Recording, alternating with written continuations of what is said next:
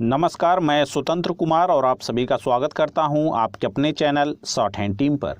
तो दोस्तों, आज के इस वीडियो में दैनिक जागरण के संपादकीय से 433 शब्दों के डिक्टेशन को हम लोग लेने वाले हैं। इसे हम दो अलग अलग स्पीड में लेंगे। पहली बार में 80 की स्पीड में, तो दूसरी और आखिरी बार में इसी डिक्टेशन को हम लोग 100 की स्पीड में लेने वाले हैं। अगर आपको इस डिक्टेशन के PDF की ज़रूरत है या इसमें आए हुए महत्वपूर्ण शब्दों के आउटलाइंस को जानना चाहते हैं तो आप हमारे टेलीग्राम ग्रुप को जरूर ज्वाइन कर लें। ग्रुप का लिंक इसी वीडियो के ठीक नीचे डिस्क्रिप्शन बॉक्स में आपको मिल जाएगा। तो 80 की स्पीड में आपका डिक्टेशन स्टार्ट होगा 5 सेकेंड के बाद। तब तक के लिए आप रेडी रहें।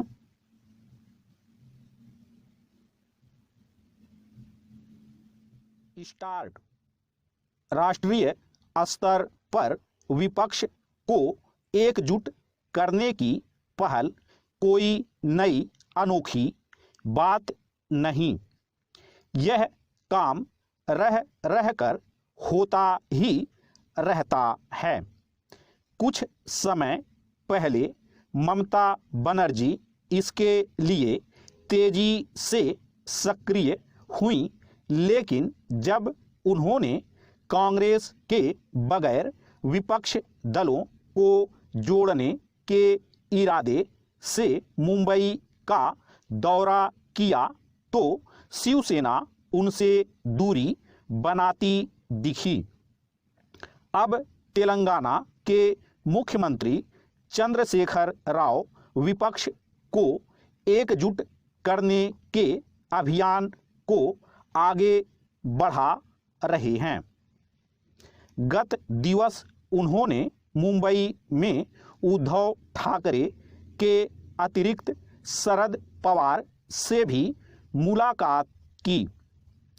आने वाले दिनों में वह अन्य विपक्षी नेताओं से भी भेंट कर सकते हैं।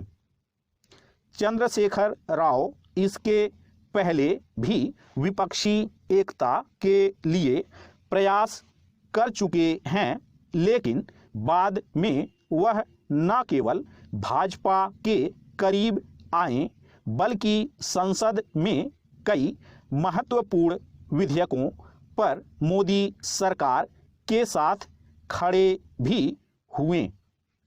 वह पिछले कुछ समय से भाजपा से भड़के हुए हैं और उसे खरी खोटी सुनाने का कोई मौका नहीं छोड़ रहे।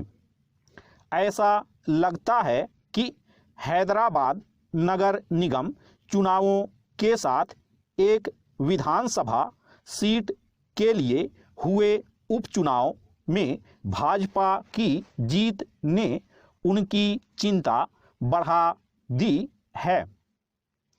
वह पिछले दिनों तेलंगाना गए प्रधानमंत्री की अगवानी करने भी नहीं पहुंचे। भाजपा से उनकी नाराजगी का कारण कुछ भी हो, इससे इनकार नहीं कि देश को एक सबल विपक्ष चाहिए। पैरा।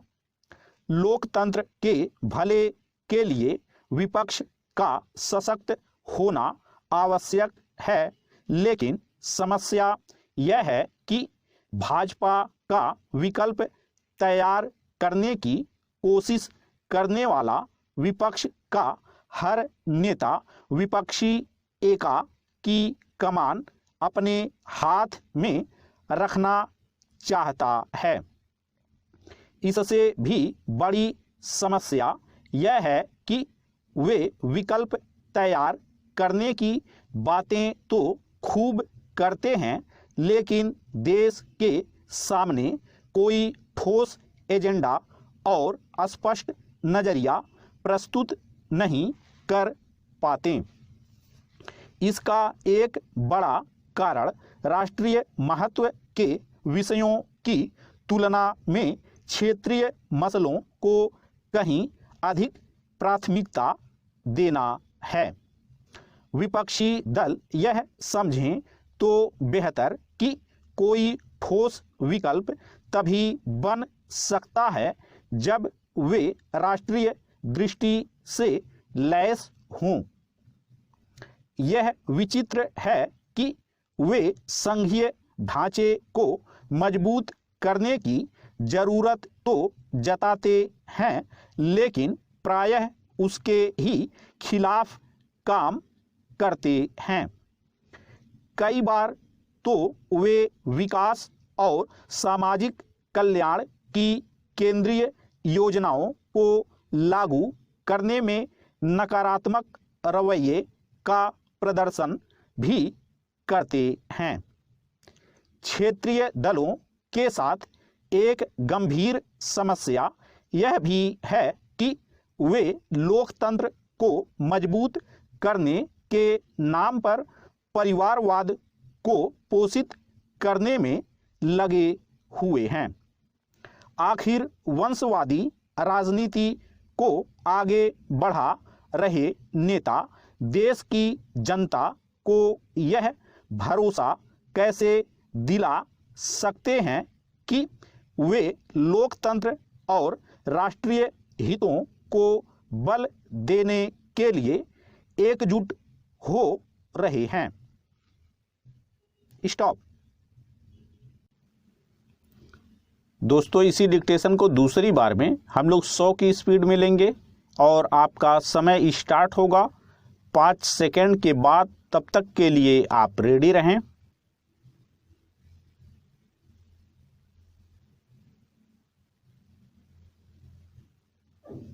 स्टार्ट। राष्ट्रीय स्तर पर विपक्ष को एकजुट करने की पहल कोई नई अनोखी बात नहीं। यह काम रह रहकर होता ही रहता है।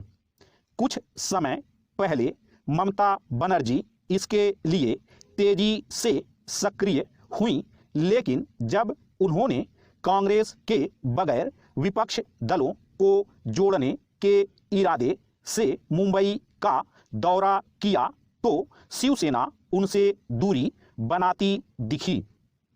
अब तेलंगाना के मुख्यमंत्री चंद्रशेखर राव विपक्ष को एकजुट करने के अभियान को आगे बढ़ा रहे हैं। गत दिवस उन्होंने मुंबई में उद्धव ठाकरे के अतिरिक्त शरद पवार से भी मुलाकात की। आने वाले दिनों में वह अन्य विपक्षी नेताओं से भी भेंट कर सकते हैं।